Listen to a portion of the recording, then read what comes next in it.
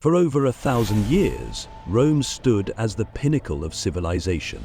Its legions conquered vast lands, its roads connected the known world, and its influence spread across continents. But no empire lasts forever. Rome, once invincible, began to crumble under the weight of its own success. Corrupt leaders, economic struggles, and relentless enemies chipped away at its foundation. This is the story of how the greatest empire in history fell in the 2nd century AD. Rome was at its height. The empire stretched from Britain in the north to Egypt in the south, from Spain in the west to Mesopotamia in the east. With a population of over 50 million people, it was the largest and most powerful civilization the world had ever seen.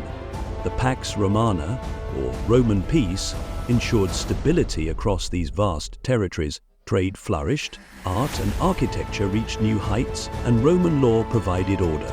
Empress Trajan 9-8-117 AD led Rome to its greatest territorial extent, conquering Dacia and expanding into the Middle East.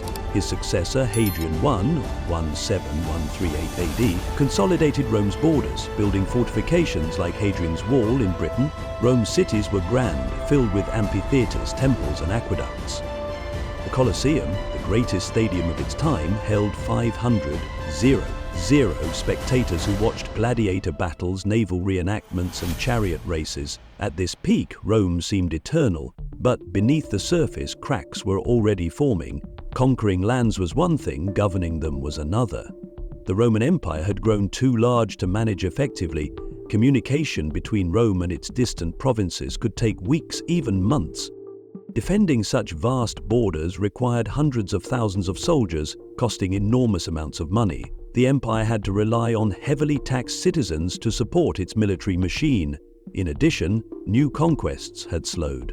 Rome had long relied on the plunder of war, gold, slaves, and resources from conquered lands to fuel its economy. Without new conquests, Rome's wealth started to dwindle. Rome's early leaders were men of vision. Julius Caesar, Augustus, and Trajan built an empire. But by the 3rd century AD, Rome's rulers were often incompetent, corrupt, or both. Some emperors like Commodus I, 8-0-192 AD, treated the empire as their personal playground.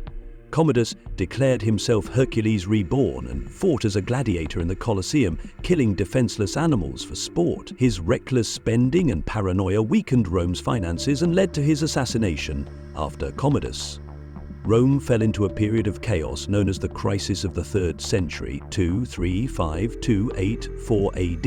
In just 50 years, Rome had over 20 emperors, many of whom were assassinated by their own troops. With each emperor trying to secure power, military commanders began selling the throne to the highest bidder.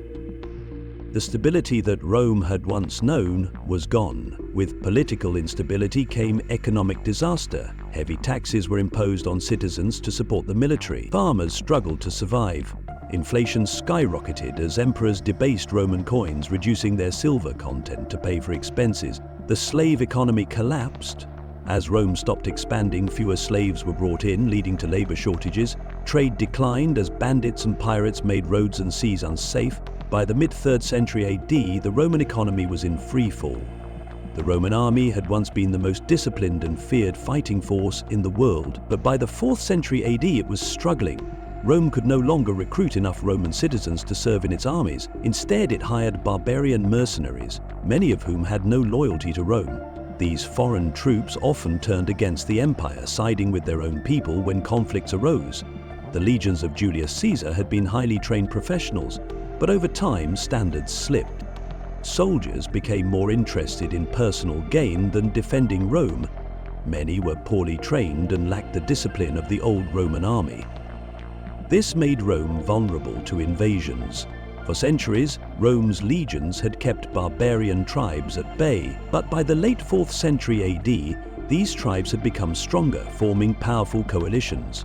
The Goths, Vandals, Franks, and Huns all saw Rome as weak, and they were ready to strike. The first major invasion came from the Visigoths, a Germanic tribe fleeing the ruthless Huns.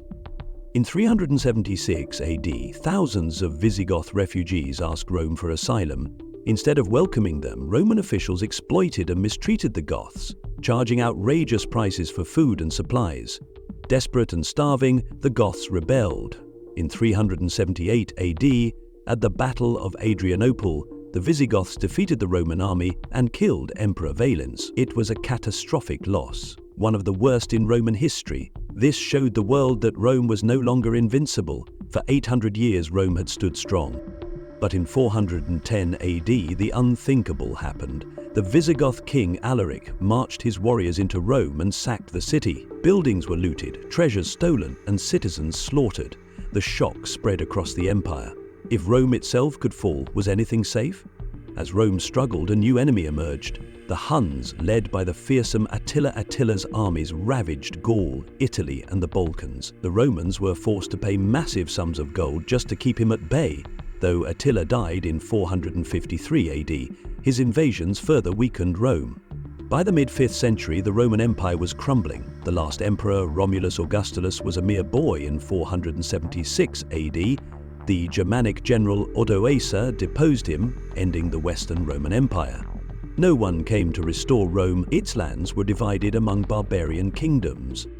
The empire that had once ruled the world was gone. Though Rome fell, its influence never disappeared. The Eastern Roman Empire, Byzantine Empire, survived for another 1,000 years. Roman laws, architecture, and engineering shaped the modern world. Even today, we still feel the echoes of Rome in our governments, languages, and culture. Rome's fall was a warning, a lesson in how even the greatest powers can collapse from within. Do you think modern civilizations are making the same mistakes? Are we doomed to repeat history? Let us know in the comments. And don't forget to like and subscribe for more epic history stories.